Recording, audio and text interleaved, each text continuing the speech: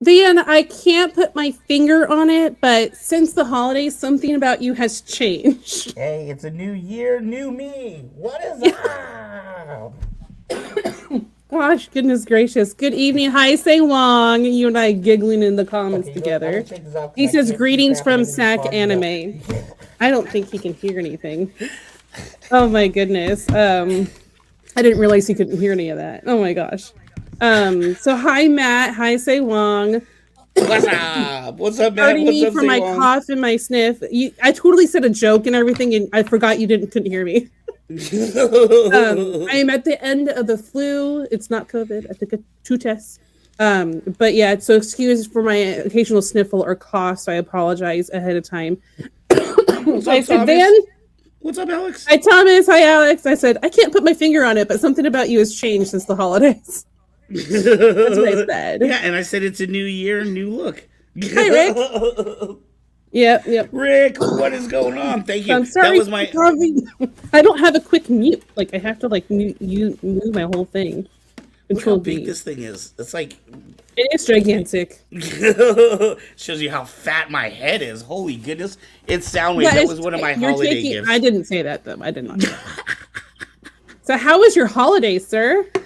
It was cool. It was cool. I got that as a late holiday gift. What was kind of cool was someone forgot to get me a holiday gift, and then they were like, "Oh, so you get to choose whatever you want." And I was like, "Dude, I want the Soundwave head mask."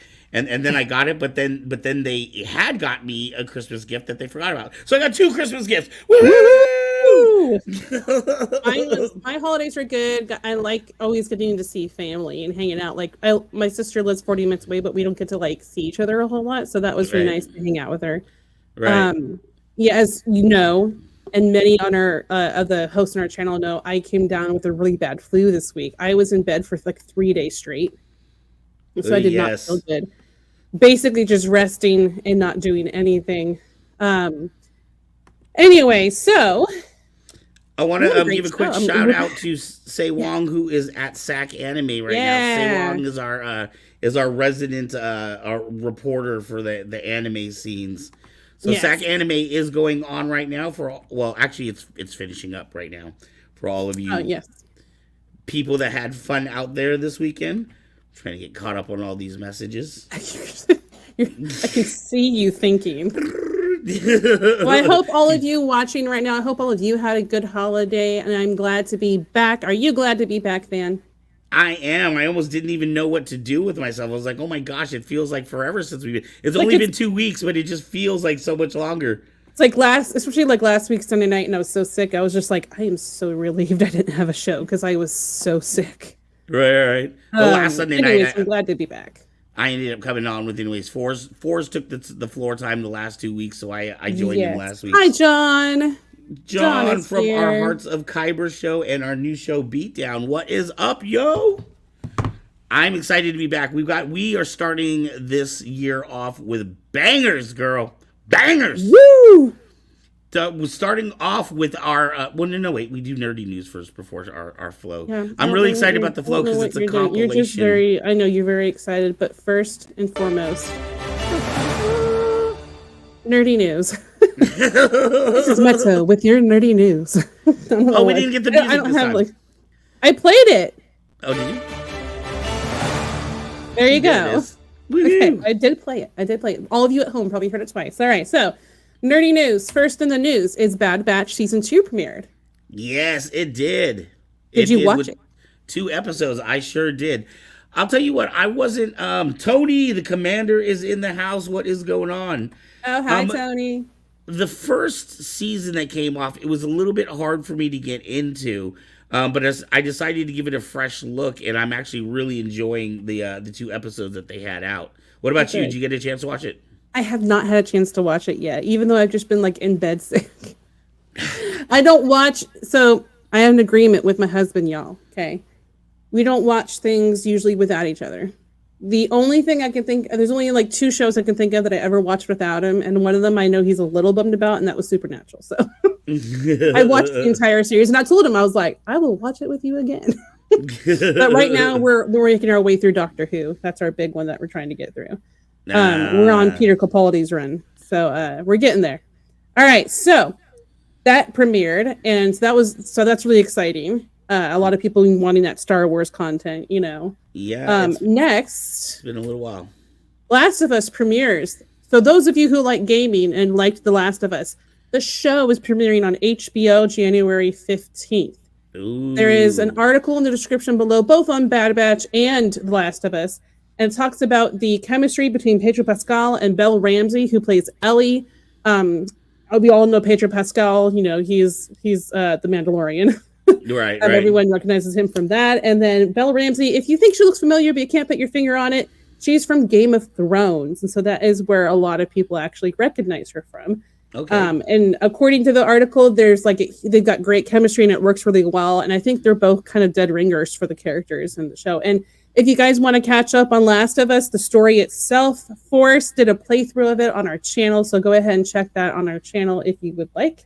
I was gonna say, that's what Force was gaming on, right? So that's yes, exciting. exactly. So I actually didn't know the story. The last thing I want to mention, not really necessarily news, is that we all do wish Jeremy Renner fast healing, our dear Hawkeye from the Avengers actor Jeremy Renner. If you hadn't heard, I don't know why you haven't heard, but he was crushed by his own snowplow last Sunday, a week ago, and it was very, very scary. Of course, the public doesn't know the exact extent of his injuries, but he does look to be in good spirits.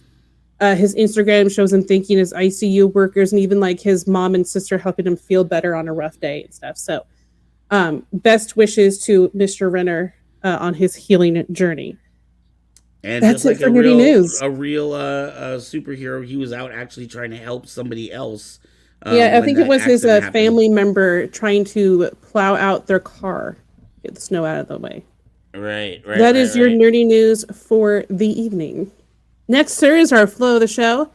We have James Heiser is our producer for Flow of the Show, and every Saber Rattle. I can't say every week because we don't have a show every week. But every weeks. Saber Rattle, he brings us a Flow of the Show, and this time it is a compilation of flow spinners. So what I want to say about this is really quick is in years past, he's done this as a competition.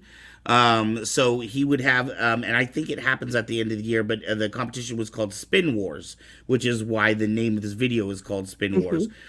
This year he decided to do it as a compilation video as opposed to a competition. So this is going to be a little bit longer than most of our flow segments. This one is roughly 5 minutes, so hang in there and we will see you on the other side.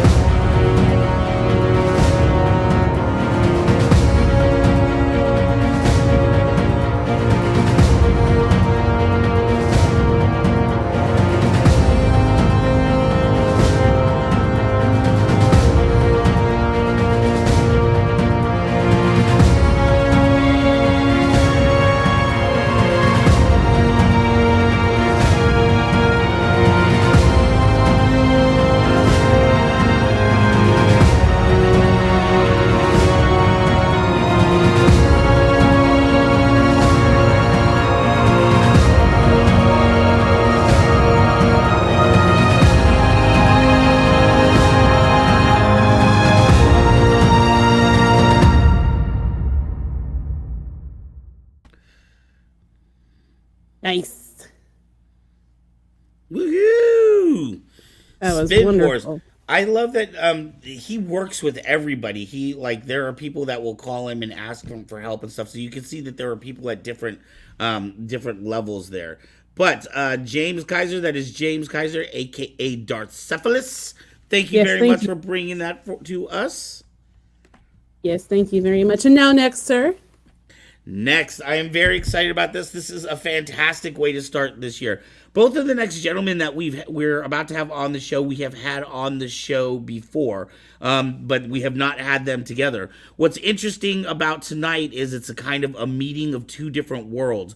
We're going to find out about an accord that happened, and we're going to find out what exactly this chord is and how it applies to the rest of the sabering community. So with no further ado, please give it up for Darth Nonymous from Terra Prime Light Armory and Faisal from Silver Sabres. Here we go.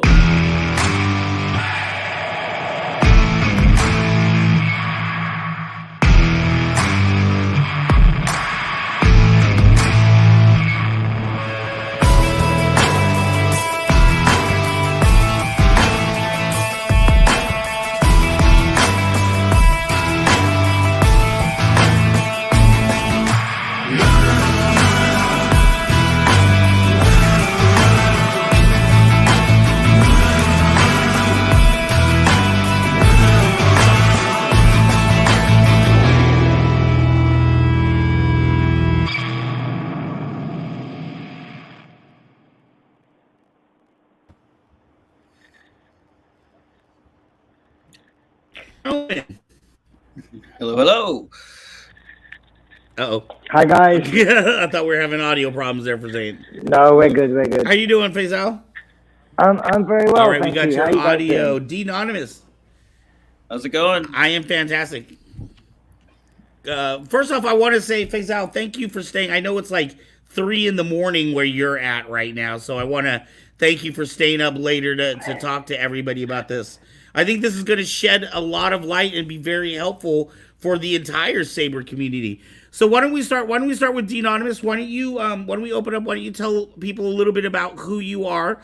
Then we'll go over to Faisal. He can let people know who he is, and then you can both together let us know why we're here tonight. Well, most people might know me, Darth Nonymous from Terra Prime. Our videos have been up, been going on since 2012. So we've been doing our 10th year anniversary recently. That technically goes until April, but it's weird. But anyway, so we're kind of coming from this area, but also we were instrumental in getting the ASL system accepted in France and that kind of thing. So right, and for a lot of people that don't know, as far as American Saber combat is concerned, Terra Prime is one of the OG organizations that was first out there, kind of putting rule sets together and coming up with the club and figuring out a way to use these sabers together. Wonderful, Faisal. Hi, guys. My friends call me Fas. Fas.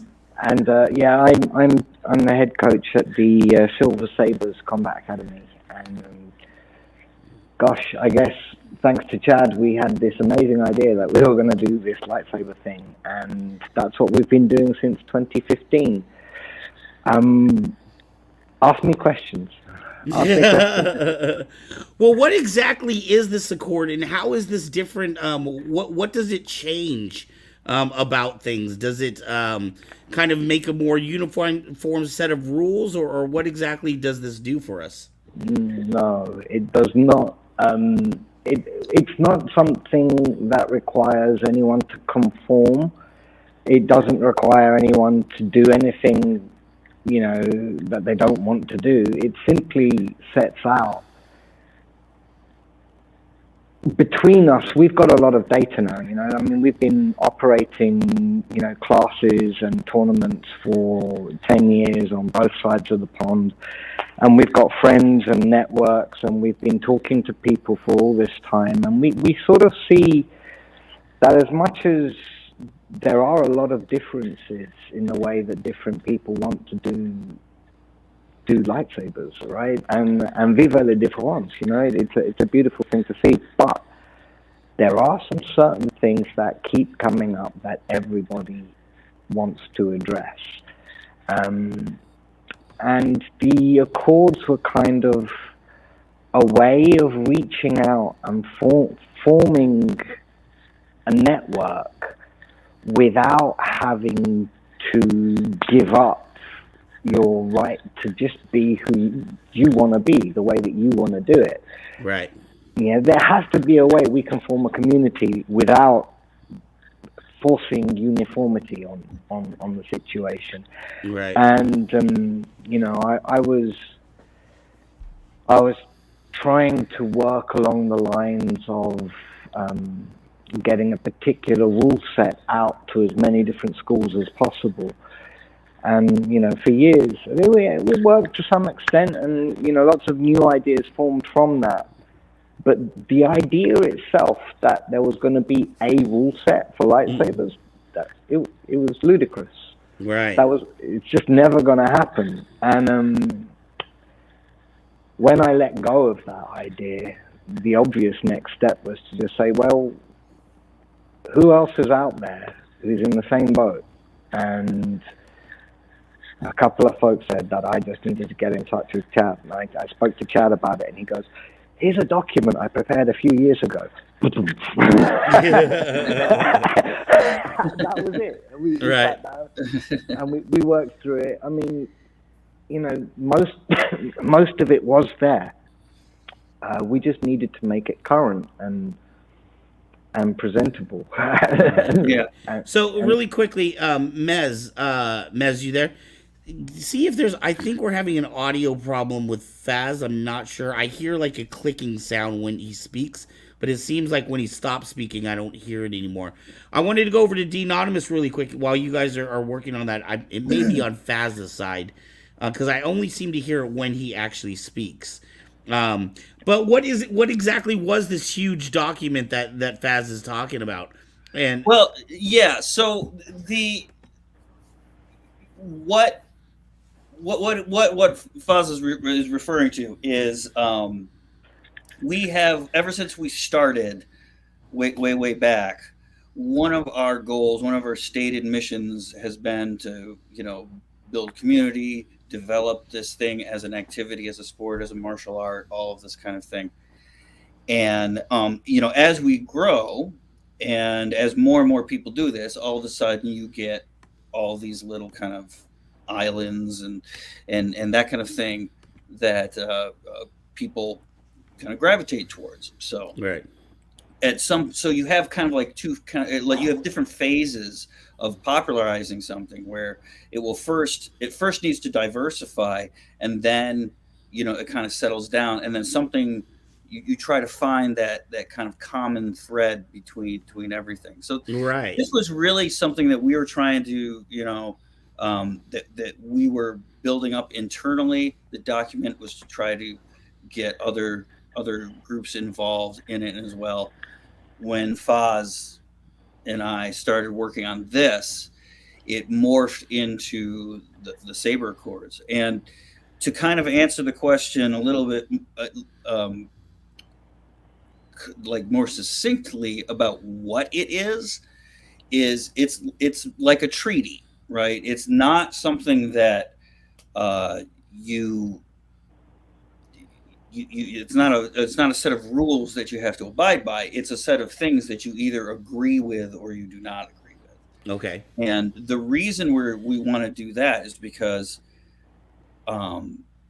there is an agreement in there, and through those agreements we can then network, as he said, through, you know, a great majority of the community there to come up with certain things that may be good for standards. Because, and this is going to be like, to be clear, we're kind of sort of just thinking about the sport aspect of it. We haven't incorporated a whole lot of the other things, but we're talking about the full contact, you know, the contact, hitting each other, all of that kind of thing. So I don't want to sound ignorant. I just want to make sure I'm understanding. Sure. How is it then different? Like Faz was saying that it gives people the opportunity to still have their uniqueness about their organization, but still come to a set of standardization. How does that work together? How am I able to kind of keep my own rules, but also fall into this accord? Well, with the accords, there are a bunch of different articles of agreement, right? Mm-hmm. So your rule set or your way of doing things, if it has these common goals or these common concerns in mind, then there you go. You've got your you can sign the accords. That's the agreement. This is the statement of these are the things that we agree with as a group. As we settle ourselves as a group, then we can decide, okay, well, now amongst us, we can decide definition of terms. We can share experiences and data and that kind of thing. And we can start to come together in more meaningful and kind of professional ways. Also, it reflects upon us as a community about a kind of maturation. And if we want to be taken seriously as a sport or or any type of athletic thing, to get sponsorships and get athletic equipment made and all of that kind of thing. These are the kinds of bases that we need to set forth. So, I mean, when we look at all of the different groups, and we've initially started off with looking at people who are engaged in a combat sport. And by a combat sport, I mean, even if it's semi-contact, there's still no limit to the speed that you can achieve with the blade, right? You're trying to find like a peak human performance in that moment, right? So we're moving as fast as humanly possible to try and score points, even though we are still controlling the blows, right? And in this place over here, the rules are going to count in this way, and they don't have target zones. And over there, they've got priority. And over here, there's a different way of doing it. And over there, blah. But they're all hitting each other with polycarbonate blades at, 150 miles an hour. Right. This is... They all need armor. They all need protection. The same protection. The zones that are vulnerable are the same. The vulnerability to concussion is the same. It doesn't matter the specific cultural game that you play locally. The actual sort of meta of what it is that we're doing is we're hitting each other with sticks. Right. And just on that level, there's a lot that we can sit down and agree on, and the rest of it, just let it be. Right. And is this, do you think, I mean, is this kind of like, I know we're not there right now, but is this kind of like for the long term to get us on the path to the Olympics, so that there is judges that can sit down and go, okay, these are definable rules that we can understand and we can easily score? Well, let's take a look at fencing. Fencing has 3 orthodox weapons, right? There are 3 weapons within the family of fencing. So LED Saber is even broader. There's no reason we couldn't have choreographed routines that were judged the same way as wushu routines. There's no reason we couldn't have synchronized routines the same way as swimming. There's no reason we couldn't have flow competitions. There's no reason we couldn't have the hard-edged combat. There could be an element with the thrust and then aspects without it. We don't know. What we need is to see what people enjoy the most and what gets people engaged the most. Because if we don't have, tens of thousands of practitioners across dozens of countries, there is no Olympic pathway. Right. This is... how are we going to achieve that? Right. So let's be serious about this. The fantasy becomes a goal when we put a timeline to it, right? Right. So we want to get to the Olympics. How are we going to do that? We need 100,000 people in 4 dozen countries, right? We're going to need instructors, and we're going to need professional academies that are sustainable, and we're going to need a schools program and a university program, and we're going to need to be sponsorable. Right. And all of these things are an absolute, I just wanted to dance with some lightsabers, but it's got to the point where if we want to do that properly and we're having so much fun, why not take the next step? Let's see if we can get kids started young and see what they can do with 10 years of training when they hit 18, Right. That'll be something to watch. Then, put them in the movies. Right.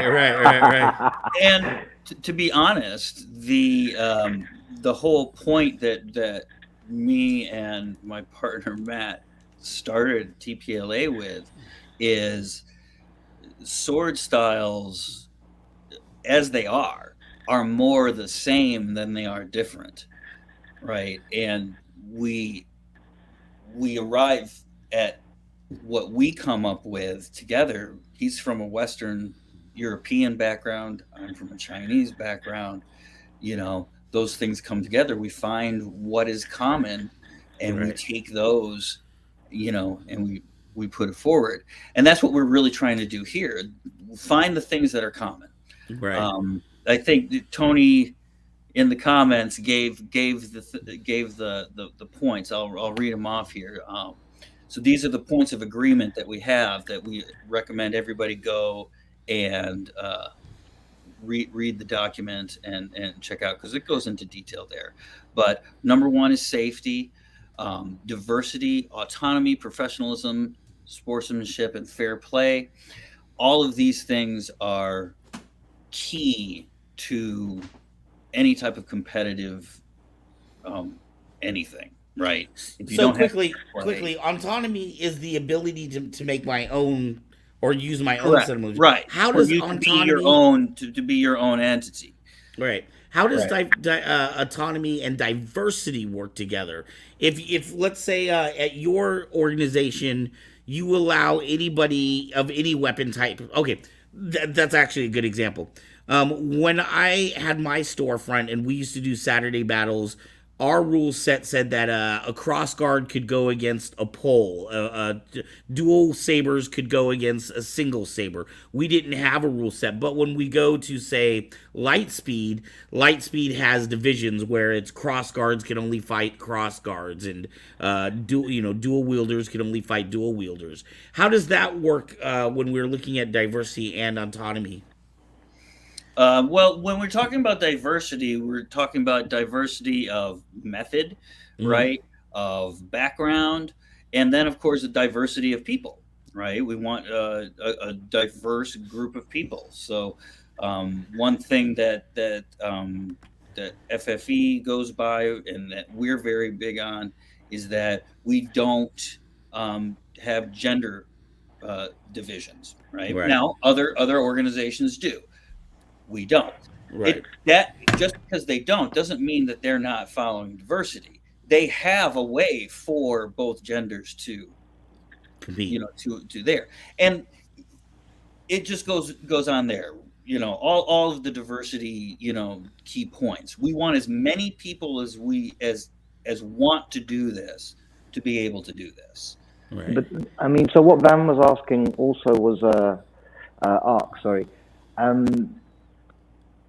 Sure, the diversity of the cultures of the Saber as well. For example, at this point, we only really work with the single Saber, but we know that other groups work with double Sabers, with pikes, with Saber staffs, and this and that. And to be honest, again, in all of those cases, they're all still hitting people with glowing polycarbonate blades. The actual distinction, the diversity is to allow them to do, anything, provided they are committed to upholding the virtue of safety, for example. Now, if you're using bullet tips on your blades, then it really doesn't matter how many of them there are. There's someone's going to lose an eye. It's going to happen, right? I would say that, from that cultural perspective, what the Accords say is it doesn't matter. It doesn't matter. You are welcome to come along however you interpret the lightsaber, whether you're doing it from a fictional perspective or whether you're doing it as, an actual traditional martial art investigation perspective, because both of them are equally valid. If you're doing it just purely as a sport, as a game of tag, with no other sort of narrative involved, if you're doing choreography, it doesn't make any difference, really. All we want to know is that nobody got hurt. Right. Yeah. All we want to know is that nobody got abused. Yeah. Or we want to know that nobody got scammed. Right. Yeah. So now, would these be, let's say I run a school, then would it be something where, like, maybe I had a sticker that saying I was Accord certified because I use these sets of rules, even though maybe my school may play different on a different night, but when I come together with other groups, we follow the Accord? Well, no, it's not like that. It would be more like the Accords tell people who come to your place and see this sticker or see this post or whatever, that these are the kind of virtues that you are abiding by.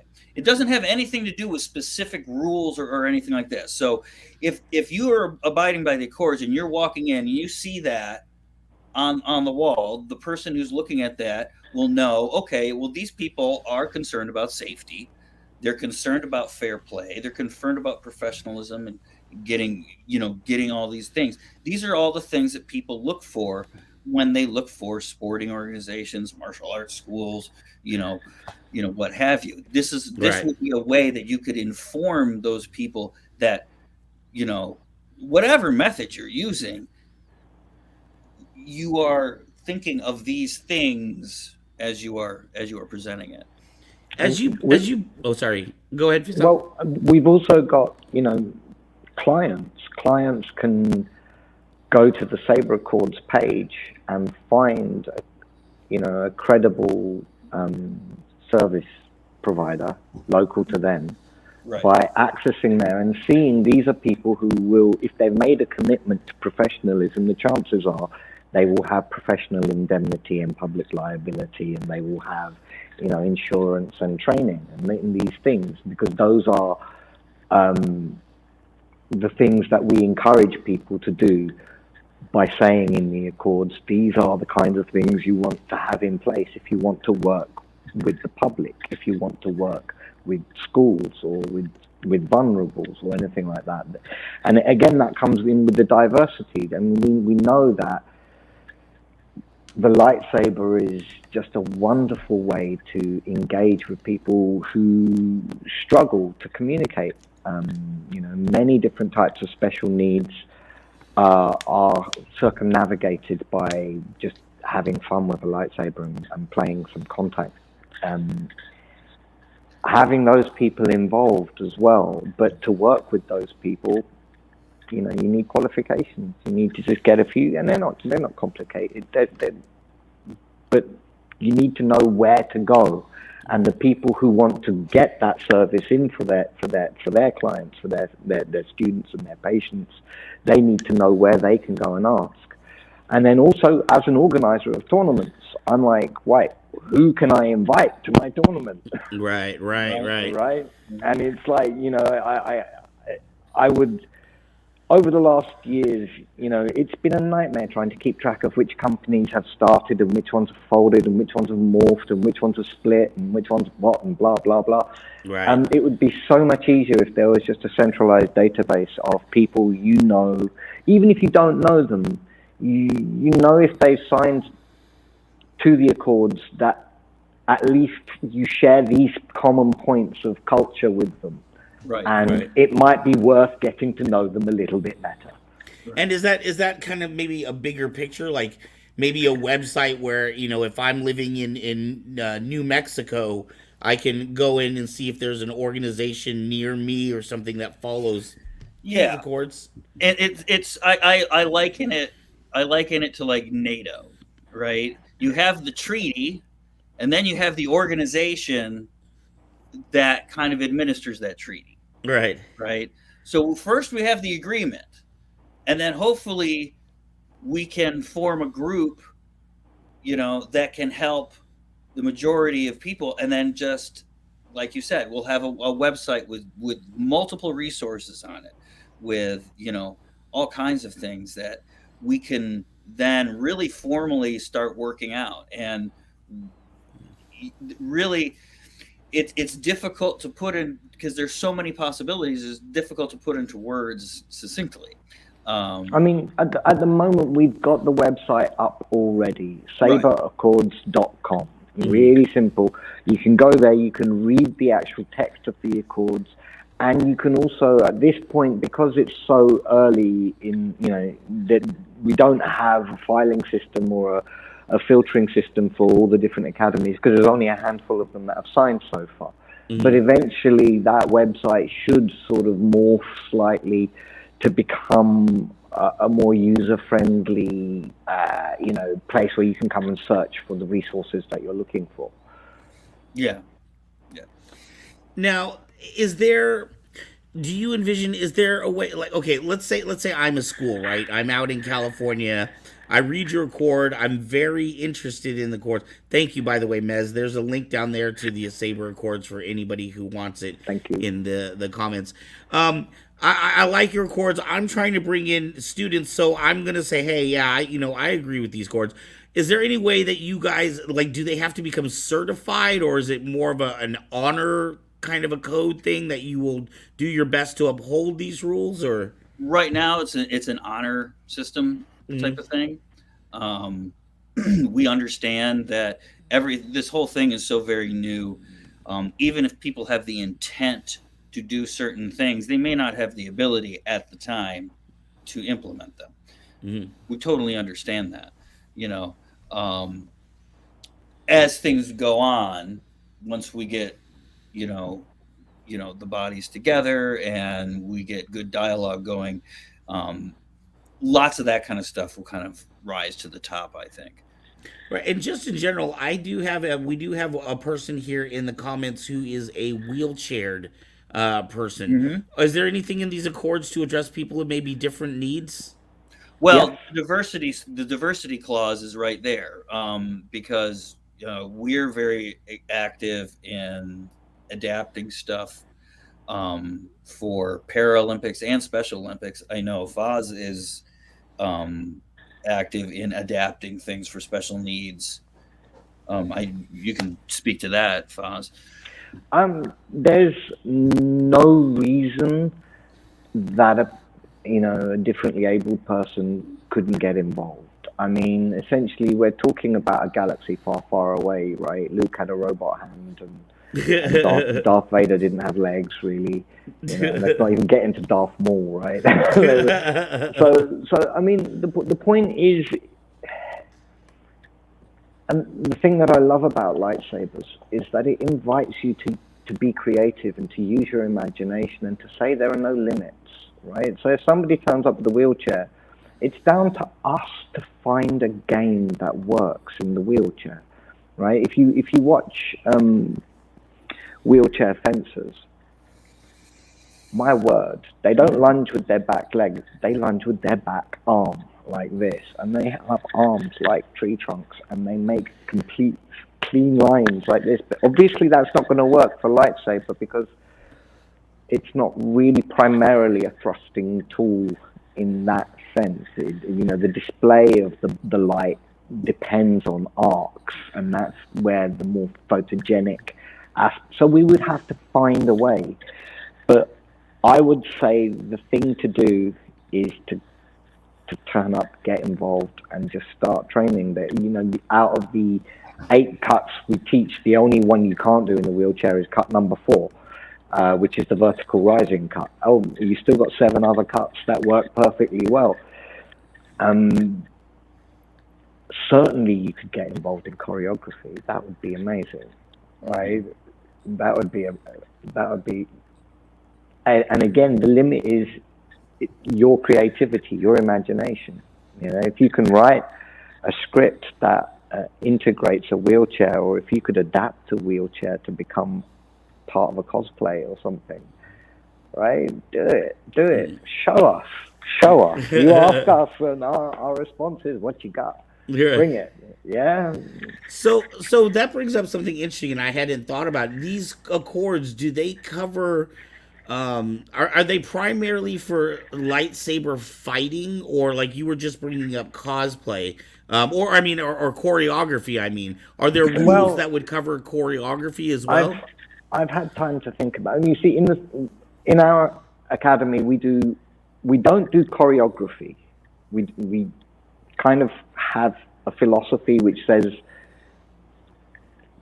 choreography is really tough, right? And if you trained as a stunt person or trained as a stage fighter, and I did a couple of decades ago, it's 5 days a week, 6 hours a day, and to get a choreograph, it's not easy. And the safety protocols for how to script a choreography, dependent on where the audience is sitting or where the camera is set up and everything. Right. People do degrees in this stuff to be safe and to be professional. So, there is training that needs to be made available to people who really want to take the long journey in choreography and do that kind of stuff. But, here in our academy, we introduce the sport first, because you need that high octane, intense experience to be able to have the minerals for doing a display fight, which is unchoreographed. It's in the combat that you learn the skills that you then apply for entertainment. Sorry. Yeah, so the scope of the accords eventually has to encompass all of these things, in the sense that if it helps people to be safe, if it helps them to get the correct credentials and certifications and experience and training, then it doesn't really make any difference. But in the early days, we don't want to bite off more than we can chew. And what we know and what we have data on and what we've outlined very precisely and mapped is the sport, and the combat sport at that. So that's what we focus on first, and that's where we organize around that, and then hopefully we'll be able to sort of, offer something to the other groups as well. Well, and like we were talking about, sabering is a different type of sport. It's much more like wushu, or one of these very multifaceted sports. It's not like tennis, where you have, just a handful of games that you play in tennis, but there's a great deal of stuff there. We're starting off here with the sport aspect of it, with the combat aspect of it, like Faz says, because of all these reasons. But another reason is sport is kind of inherently governable like that, because we're dealing with rules and we're dealing with more concrete things like injury and this, that, and the other, and you're not taking into account staging and lighting and all of these other things that you have to take into account with stage combat. So, like you said, yes, eventually these are going to, and the network that is produced from these will encompass all aspects of the sport, right? From the choreography aspects to the hard line combat I have a hard time calling any of the lightsaber combat because it's so inherently playful. Right. And I assume that this would be a living document, right? Meaning yes. a document that changes over time. Correct. So would you then have to form, say, like a committee or something of different people from different schools to review these rule sets maybe yearly or something? Well, I mean, what that will actually look like, it'll be something like that. Like that's the network that we're trying to build, right? Is we want people to have a say in all of these things, and because the whole point is we're trying to find agreements here, and we're trying to come to, certain standards and that kind of thing. So, in order to do that, you need to have as many people that are involved in it as possible. So. Again, right now it's really focused on the provider end too, right? Like fighters will probably come kind of later, but right now organizations. It's like organizations and schools and stuff like that will serve people who are trying to become consumers of it. Right. And those consumers then can be turned into producers later on or whatever, or just give us more consumers feedback. To produce for. Yeah. Right. I assume now. When did you guys first start getting together and decide to start talking about this together? I would say late July, August, something. Yeah, beginning of August, something like that. So it's been a good 6 months or so that you guys have been kind of talking about this and working on it. Mm-hmm. Have there been any surprises for you guys? Like maybe things that you didn't think about, like, oh wow, that's you just assume that everybody did the things the same way, or something that maybe you hadn't anticipated being questioned.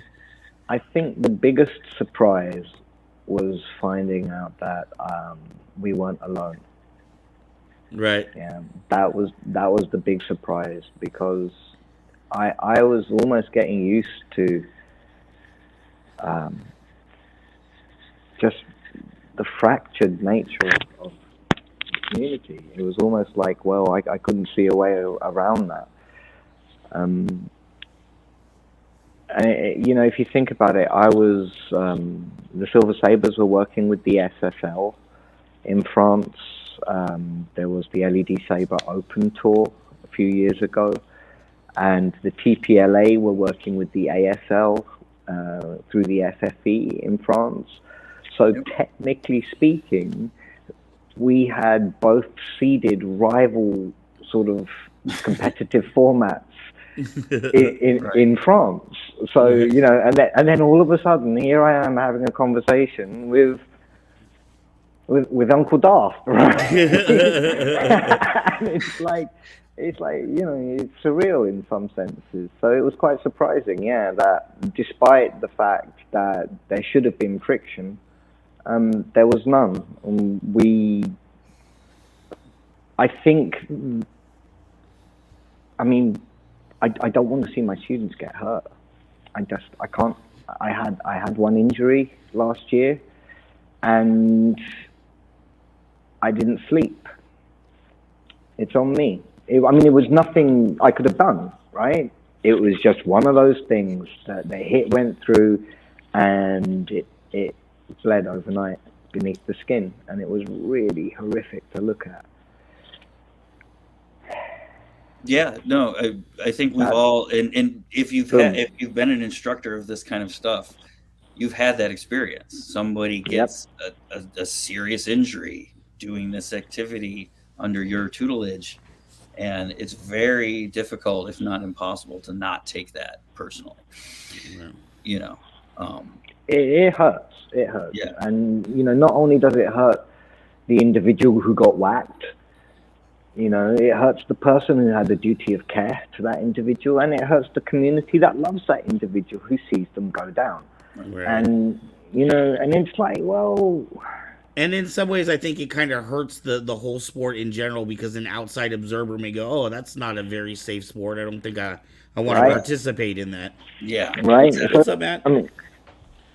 Yeah. If you think of the number of people who probably have walked in and had a go, because they wanted to do lightsabers, but we still don't have an objective definition for brutality, what constitutes an excessive hit and what does not. We've got a lot of very experienced people who've come to the same conclusions, but it's not written down anywhere. Right. And we need that, because those people probably came in, got whacked, turned around, walked out, and never came back. And, over 10 years, that's probably a lot of folks. And the Olympic dream depends on us keeping those folk when they come in. And is it hard? I mean, it seems like some of these rule sets, right? Like, I mean, nobody's standing out there with a clocking gun to see how fast you're swinging, so you can't say, keep it below 74 miles per hour, or, is it hard to make rules for these sorts of things that can be a little subjective? Well, I mean, so coming up with objective, or we shouldn't say objective, but we should say at least commonly held definitions of brutality and that kind of thing. Absolutely, or completely possible, because they exist already in other sports. Taekwondo, boxing, jiu-jitsu, anything like that. If you act in an unsportsmanlike fashion, right, you're not listening to the ref and you're doing that, you're usually booted. Right. It's usually the most severe punishment that you can get, because you're already fighting. So you're already doing the thing which most of us spend most of our lives trying to avoid. Right? If you bring brutality into that, and you bring in vindictiveness to that, and those types of motivations, they're just not welcome, not productive, and definitely the death knell for the sport. Unless you want to move your things into the back rooms of bars and do it under the table. And this seems to me like such a, I don't want to say monumental, it seems like such a huge task that it's almost like, moving little Tetris pieces into place and getting things to lock up. If this were something that you could see being, say, a kind of a universal thing, how long do you think that would take for that to happen? I mean, it sounds like you guys are kind of at the beginning of your journey on this. Oh yeah, definitely. I don't know if there's any necessarily timeline, but any movement in this direction, I think is worth it. I know my experience working with Foz this past 6 months, just that alone has been worth it in my arena, right? And we're bringing, not just our knowledge, we also want to bring other people's knowledge, as well. People used to ask me right at the beginning of this thing, I want to become a lightsaber instructor. How do I do that? And I go, well, first of all, you got to learn it. Second of all, you got to teach it, and you've got to learn it from another teacher. You don't just learn what you're learning from the teacher. You learn how to teach from your teacher, right? Like when something happens in class, you watch your teacher handle it, right? Oh, this person's hurt. How do they handle it? Oh, this person's upset. How do they handle it? Right? Hopefully the Accords can give a framework, that people can say, oh, okay, so here are the things that I need. And we're basing that on our experience. We're going to try to bring more and more people in. Like you said, it's a living document to increase that experience. And we can put more and more of those things in there. Right. See, there's a really good one there as well. It's like, the other thing the third virtue of 5 was fair play, I believe, right? And we fight non-stop, and we have deductive scoring, which means you start with 4 hit points and then you lose them depending on the hits, and it's 3 off the head, 2 off the body, 1 off the arms, and we fight in small rounds to complete a match. And over here we've got, the TPLA method is very different. It's additive. You start at 0 and you count the hits going up. And then in other places, the Saber Authority is doing something else. And yet, when Charlie from the Saber Legion came along, and we were sort of having this discussion and talking about whether, this kite was going to fly. And there was just this moment, and he turns around, no, it's got to be 4 line refs and a director. And I turn around, and I've tried everything. We've spent a lot of money on camera refs and this and that and what have you. And actually, no, he's right. 4 line refs and a director. And then, Mr. Anonymous turns around as well. And boom, right? And then you've got these 3 completely independent, different cultures, different sort of ideologies, different training methods, and, different goals. And yet the same conclusion for the same problem. Right? And then you're like, okay, so how do you train your directors, and how do you train your line refs? Where do you place them? What tools do they carry with them, right? And that information starts coming through, and all of a sudden, we've got consensus. Accidentally. This is not enforced. Nobody's going around saying, you must do it this way. You've just got people who have literally organized hundreds of matches, telling you, this is what allows us as fighters to feel like we can be recognized for our skill by the referees and the score. And this is what, as referees, allows us to put on a tournament that's going to be 8 hours long. This is how many people we need to run, and this is how many rotations of staff we need for that 8-hour tournament for 4 arenas that are running simultaneously. That's a lot of people. Right. The same way you do a karate tournament or jiu-jitsu tournament or... Yep. Yeah, and those referees, you talk again the fantasy of the Olympics. Well, what is the pathway and what's the timeline? If we don't have referees who train to be referees as hard as the fighters train to be fighters, this is going nowhere. Yeah? Right. Yeah. Yeah. If we don't have referees who are totally serious, that they pride themselves on arbitrating fairly and accurately, and they practice, they sit and watch videos, not because they want to learn the technique, but because they want to see what actually happened, right? But we need people like that, and if we want people like that, we have to make it possible for them to do it. Yep. And do you guys envision having things like, for example, I know Lightspeed as an example, during the pandemic, because they couldn't get together and practice, Kang said that they made videos so that if you wanted to learn different steps, or maybe there would be videos on how to be a referee or things like that. Would you envision people being able to be certified into positions through you guys, so that maybe I'm a certified ref now, I can go anywhere and I can officiate a match? I don't think was what we were thinking at all. We're not trying to certify people. We're not trying to do that kind of thing. What we're trying to do is basically create an alliance and an agreement and a group that can serve the entire kit and caboodle without having to worry about that. Yeah. Right. So, for example, the people who are organizing the tournament are responsible for making sure that the referees are trained. What the accords do is the organizers sign the accords, and that means that they intend to have a sufficient number of medical staff and trained arbitrators on site for every arena, that the fighters will be looked after correctly, etc., regardless of the rule set. Yeah, because if the Accords was responsible in any way for training people, then it'd be like, well, which rule set? Ludo Sport? Right. TSL? Right? It's like, that's not...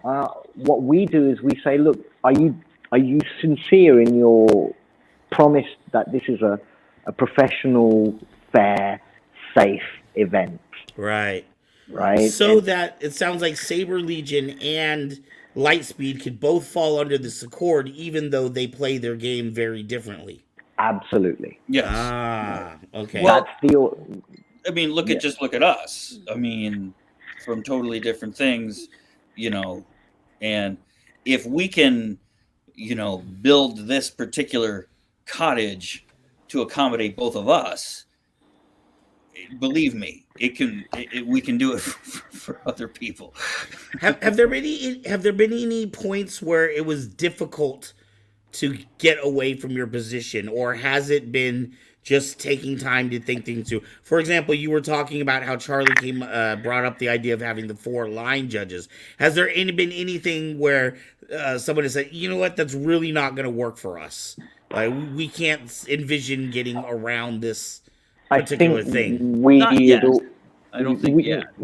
Yeah, I mean, to a large extent, we've already climbed that mountain, and we're coming down the other side together, right? Mm. So it's we're over that now. It's just like, what can we do that helps, that makes my success your success and makes your success my success, right? If people are out there studying LED Saber and having fun and getting healthy and learning to be physically literate and all of those things, do we really care what crests they're wearing on their shirt, right? If you're doing well over there with this program, then it makes people curious about it everywhere else.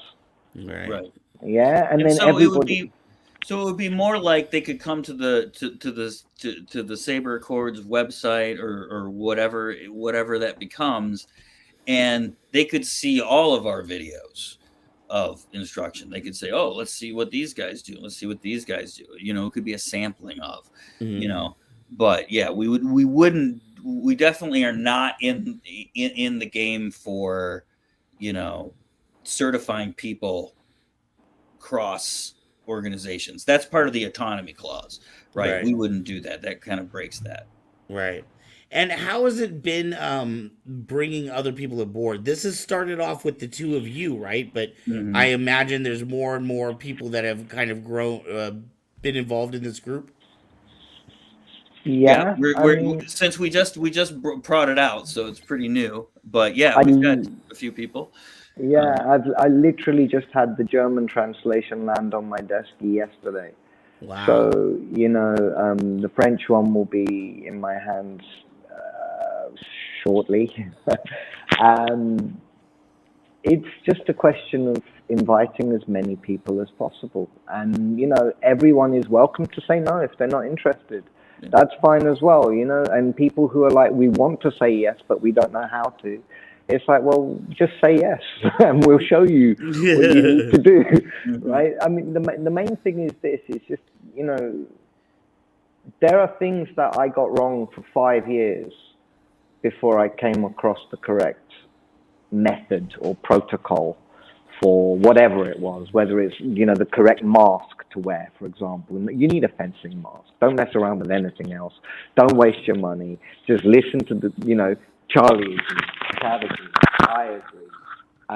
This is just common knowledge,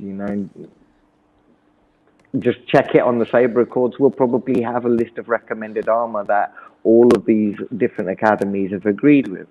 And as soon as we showed people who had joined us in our tournament in December what we were up to, they were ready to go straight away. They all, as soon as people find out, it appears that the interest is there, that they want to have this consensus. And the hardest thing to do in the actual scribing of the texts, sacred texts, right? The hardest thing to do was actually to keep them so simple, not vague, simple and clear, that it wouldn't push anybody or leave anybody out. Right. That was done up. So with that all done, and it's 2 pages. It's 2 pages. The entire thing is 2 pages. I mean, it's really dense. It's dense. You have to chew your food, but it's only 2 sides. So to reduce it to that means we can translate it, and we can share it with people in non-English speaking countries, and they can sign up to it there, and we can find out that they exist. Right. Yeah, so it's game on basically. Let's see what happens. Yes. Shots fired.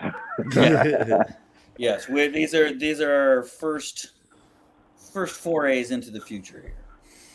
Fantastic. So. And where do you see? We're gonna get ready and close up here in a minute or two. Where do you see this going in the future? Do you see this?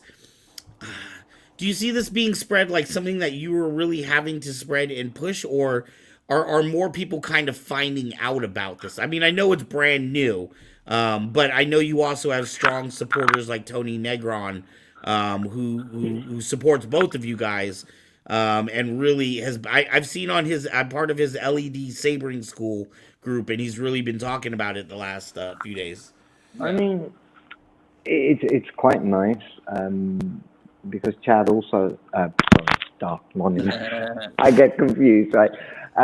We both have this sort of fairly slack attitude towards marketing in that sense. It's like the people who need to know about the Accords will find out about the Accords because someone else that they talk to about Sabres will tell them about the Accords. I mean, if we, put Facebook adverts out there and stuff, I mean, it's irrelevant to, if you've got 100 people in an academy, there's only one person who's going to represent that academy and decide, at the end of the day. So it's kind of let people know who needs to know. Yeah. Right. Yeah. It's we're not keeping it a secret, but there's no point in making a lot of noise, because we want the people who are interested, who are going to make the effort to find out about it after they hear about it, and get involved and find us and say, I want to be a part of this. I want to contribute. If we force feed it to people, you're going to have people puking. Yep. Yeah.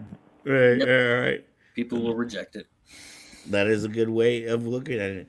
Is there anything, I know over here in the descriptions down below and also in the comments, we're going to have links to both of your organizations.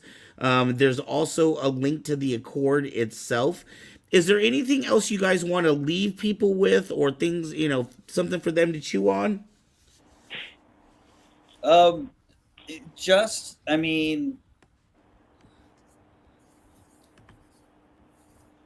If you're it may seem abstract, this whole thing, right? Because there's not any direct, benefits and stuff like this. This is all kind of long game stuff, and we understand that. But really, honestly, if you agree with these tenets that we see, even just a little bit, right? It's an invitation for you to come sit at the table, right? And have discussions about this. If you want to be involved with those discussions, that's great. If you don't, that's great too. It's also, you can decide later, so there's really no, like Vaz says, we're not trying to force feed people, right? We want to put this out there, and it really is intended to be a service, for all of us. So. Excellent. Faz, any last minute words there? Climb. Yes. Always climb high. I love it. Gentlemen, I want to thank you guys so much for being on with us tonight. Faz, I appreciate you staying up till the wee hours of the night.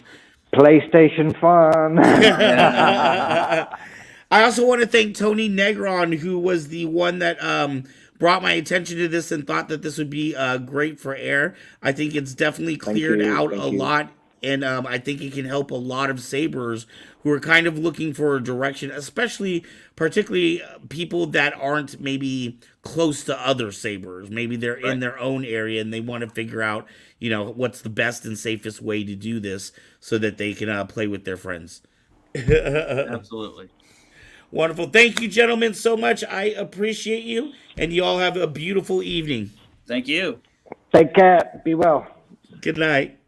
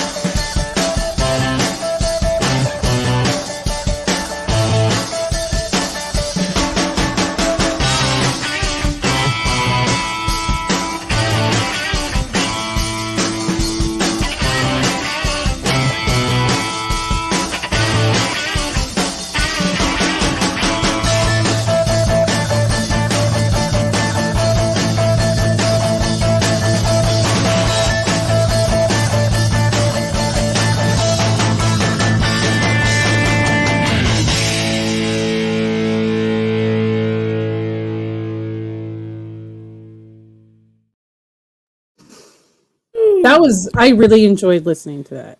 Mez, have you ever watched a saber battle? Not live. I mean, the closest I got was May 4th. Right. I used to be in martial arts, so I went to a lot of competitions and all like sparring with weapons and such, but never sabers. It was always, it was either like bow staffs or arties or stuff like that. It was or just hand to hand combat. Right. You can see. I don't know if you saw in those little clips there that they had in the outro, but you can see how fast the sport can move. Oh yeah. You know, a little bit differently than say a sword demonstration that you may see, because they're using swords. They're not trying to cut each other up, because you have no actual blades on this. People, can go hard. Oh yeah, absolutely. I've been hit with mine before. It's not very hard, but even at like a half. Of course, Kevin has a question that pops up after the guys have left the screen. You guys, both of you are there. You can leave comments in the message box too, where it says comments at the bottom if you want to answer. It says, what kind of places host these tournaments? When I was younger and I did martial arts, the places that hosted tournaments were like schools with large gymnasiums. Wait, I see both of them sitting back there. Should we bring them back on for a hot second again real quick to answer? Yeah, okay, guys, we're popping you back on. We're popping you back on, guys. Sorry. After that lovely outro. All right, we did actually Why did you click him again? Sorry. We're both directing here. What kind of places host these tournaments was a question that popped up after you guys left. I mean, it depends. If you're in France, there's lots of places that host these tournaments.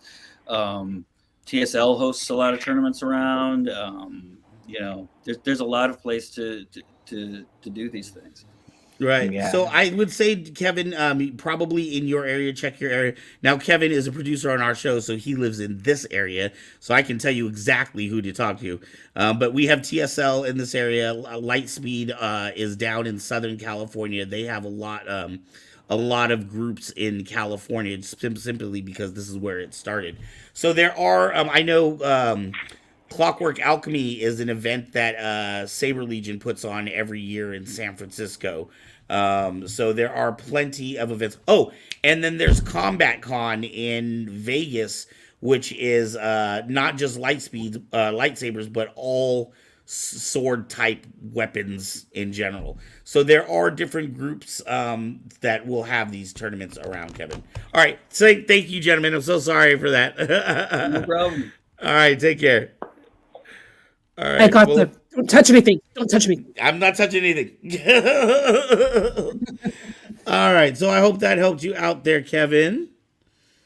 Yes, that was good. Thank you very much for bringing them back on, because I was like, I don't know. So the saberrecords.com is not in the description because it doesn't let you change it during the show, but we'll go ahead and post on our Facebook, saberrecords.com.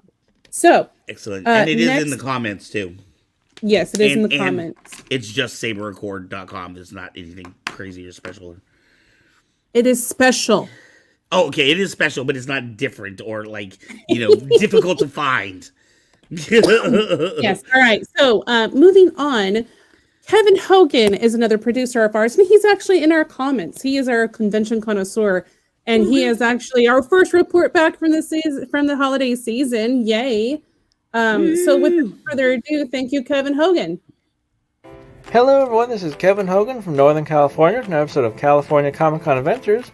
On the weekend of Saturday, December the 17th, 2022, our furry friends went to meetup.com to meet for their monthly bowling adventures there over at the Cupertino Bowling Alley there in the South Bay area there. Had some fun times there. And also our friends over at Ohana Comic-Con on Sunday, December the 18th, visited the Elk Grove area there. Ohana Comic-Con, as you know, visits a different city every weekend up and down the state of California there, and the local friends never disappoint with showing off their cool creativity with their awesome costumes they build themselves there. That's really fun. And also on that same weekend there was Cosplay in the Park in San Jose there at the Cesar Chavez Plaza there. I got to see lots of cool costumes walking around there. I myself was there as a Now I'm Out Here as a Pure Heart, my first year walking around there. And right across the street there at the San Jose Convention Center there, coming up on January 12th through the 16th, is going to be the Further Confusion 2023 FurryCon. So that'll be fun to check out all those cool mascot costumes walking around there. Also coming up on January the 15th is going to be the Fresno OhanaCon, so that'll be fun to see. Also on January 28th is LumaCon at the Petaluma Community Center. And then there's going to be MegaCon coming January 20th to 29th to the Portuguese Hall of Fasail to see.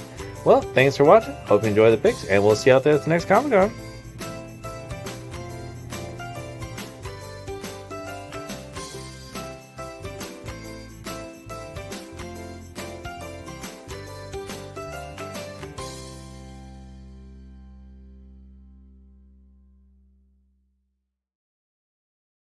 The most important con is February 11th. We are looking at. Do you want to tell people about that one at all? So, guys, KyberCon 3 is happening. We're just waiting on approval for a venue, but it'll be on February 11th, and we will be having some guests, some wonderful talent coming. Do you want me to go ahead and say who they are? Yes, I do. Okay, so we've got our very own, who has actually been a guest host and a guest on the show, and After Dark, John D. Michaels, actor from Squid Game, so many different things. What was my brain's blanking on the one you said everyone knows the name of? Train to Busan Peninsula. Yeah, thank you. Train to Busan #2. Yes, I'm very excited to meet him. Recent video game that he's done. Yes, this is his only U.S. appearance. He lives in Korea, and this is his only U.S. appearance. So make sure to come to that. We also have Tommy Bechtold from New Rock Stars coming. He's also an actor and comedian himself. He appears in, guest stars in like sitcoms and things like that. We also have Joshua Pilla, who is actually like a world class saber spinner, saber artist. So very excited for him to be coming as well. And then, my brain. And then Alan Fernandez, who is a Tusken Raider elephant trainer from A New Hope. He will also be here. So this is all very exciting. We will have, snackies and merch and vendors hourly prizes, costume contest, guys. It's going to be nerding. Will be in the house, and come and meet us. Woo-hoo. I want to meet you because, I have met a couple of our hosts. I have never met any of our viewers in person. So if you're here and nearby or you're able to make it, please come February 11th on the Saturday. Yes, noon to 5, I think, is when we have the con listed. I think it's 11 for the vendors to get in and start setting up, and then noon for the actual con to happen. It'll be a 5-hour. It'll be a 5-hour event on a Saturday. We look forward to having you all there. Sorry to hear about Fast. He's all the way across the country. I know. And for those that cannot make it out to that, you can always join our Patreon. We have new exclusive content that's going there, new videos, new polls, lots of fun things, exclusive merchandise. God, I get the hiccup. Sorry. That you can't get on our website. So make sure to check out our Patreon. How do they do that? Do they just go to Patreon and type in Kyber Cave Productions, or? Yeah, they just go to Patreon, and in the search bar you type in Kyber Cave Productions, or you can check out the link tree in the description below, which links you to all of our websites. And don't forget, we give away currently at this time until we get to 1,000, we give away a free saber for every 50 subscribers. So we're at 877 or something like that. I think we need 23 more people to get to the next level. So make sure to share and subscribe. Let all your friends know about this show kindly. Yes, I'm very excited. So, okay, now coming on. Yes. Also here, why don't you make this announce? Looks like John. I'm trying to do it right there.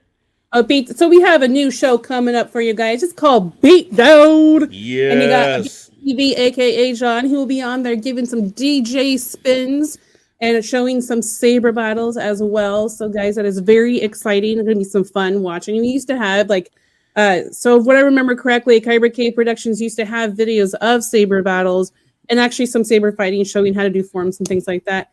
And we're trying to bring some of that back, some of the heart of the channel, which is Sabres. That is right. So this is a new show. I'm not sure if we are ready to start next week or the week after.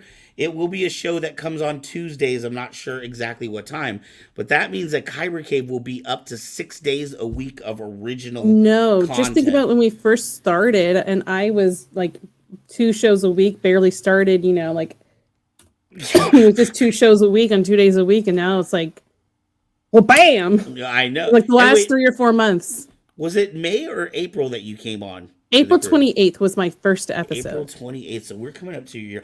Oh, you know what? And we didn't even announce for those that watched on Friday, too. Last Friday, if you happen to watch our Kyber Cave After Dark, I totally forgot to tell you that was our 1-year anniversary. Kyber Cave After Dark has been around. Oh, wow. Okay. A year old. Yeah. It's a little baby spanking his butt. What a cake. Yes, Matt, we do have a new show. It is called The Beatdown. It's basically be video of people beating each other up with lightsabers with the DJ spinning music over the top.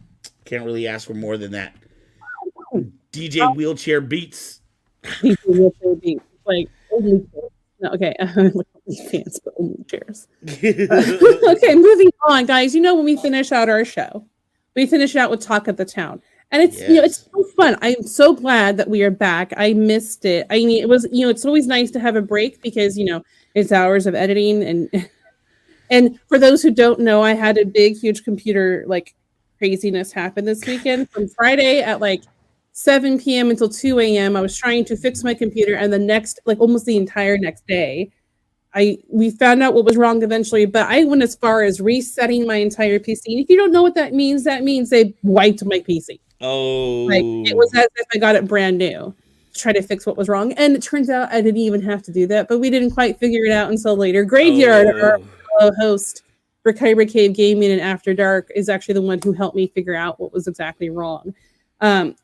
So also, moving on, we have our Talk of the Town. So guys, thank you so much for joining us. Don't forget to check out this Wednesday. Aubrey and I will be playing the Paynes Creek Killings by EQ Studios, who is actually our guest on the 22nd. Woo-hoo. So please tune in on Wednesday morning, 10 a.m. Pacific. And then that evening at 5 p.m. Pacific is our Hearts of Kyber show, where we'll be talking about cerebral palsy. That is right. Without further ado, have a wonderful week, everybody. Bye. Bye.